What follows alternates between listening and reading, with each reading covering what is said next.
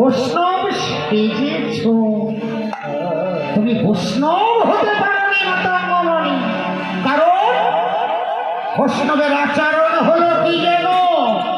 বৈষ্ণবের আচরণ হলো একমাত্র ক্ষমা। ক্ষমাই হলো বৈষ্ণবের ধর্ম। তুমি আমার ভিত্তি কথা শোনাচ্ছ? জানো ওকে, ও একটা চন্ডালিনী, ও চুরি করে সাধু সেবা করছে। তুমি জানো না মানে তুমি জানো না? তোমার হয়তো জানা নেই। কোথায় কি বলে জানো?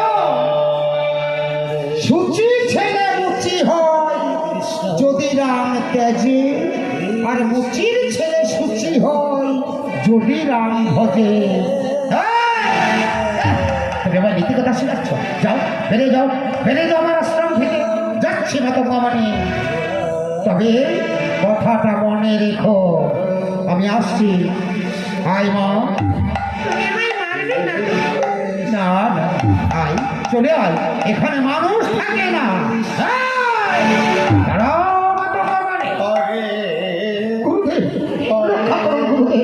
রক্ষা করুন, শোনো মাতাঙ্গমণি, তবে তবে আমি চলে যাচ্ছি। যাও,